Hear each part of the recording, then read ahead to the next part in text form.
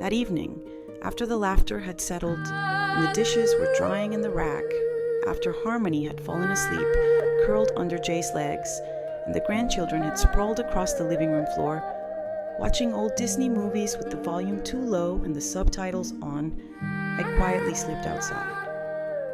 No one noticed. I didn't want them to. I pulled on Leslie's old cardigan, the soft gray one with the worn elbows and faint scent of cedar, and stepped into the backyard, letting the screen door shut behind me with a gentle click. The cherry blossom tree stood in full bloom.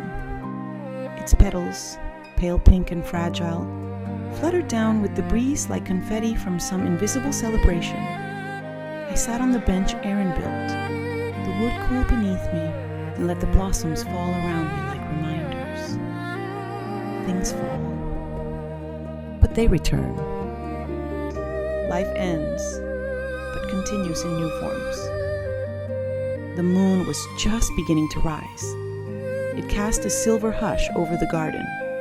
Somewhere down the street, a dog barked once and then fell silent. A plane blinked overhead, and everything else, every worry, every ache, every unfinished sentence, felt far away. 80. I said it aloud this time. Let it float into the air like incense. 80 is not the end of anything. It's just another bend in the river. I thought of all the versions of myself that had come before. The quiet girl gripping her lunch tray in an elementary school cafeteria. The determined student walking the Berkeley campus with a full backpack and a restless heart. The young bride, hands trembling as she tied Leslie's tie before our wedding.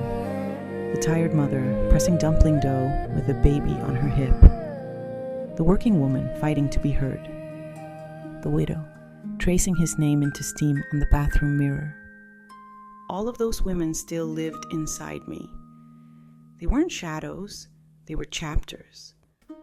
I looked up at the stars, those distant, indifferent points of light, and whispered, "Leslie, you'd be proud."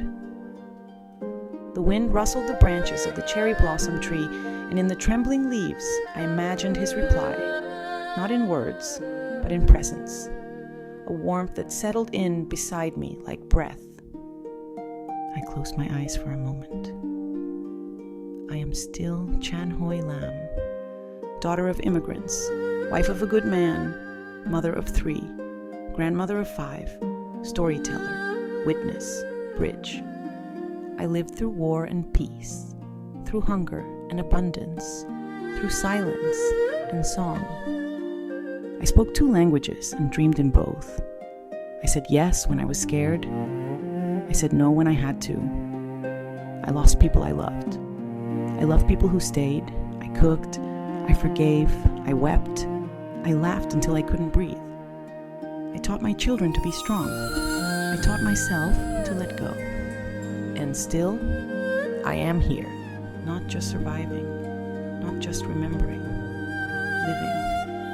Because every year carved into me is also stitched with light. Every wrinkle maps a laugh, every scar remembers love. I am not a relic. I am not a goodbye. I'm a mosaic, the past I carry, the people I've made, the home I've built, the words I've yet to speak. And I am not done yet. I took a breath, deep and slow.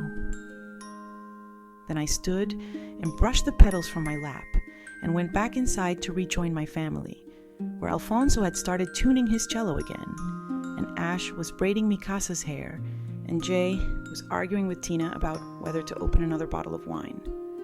Inside that house was everything I'd ever lived for, and outside, beneath the cherry blossoms, I had just remembered everything I still could become.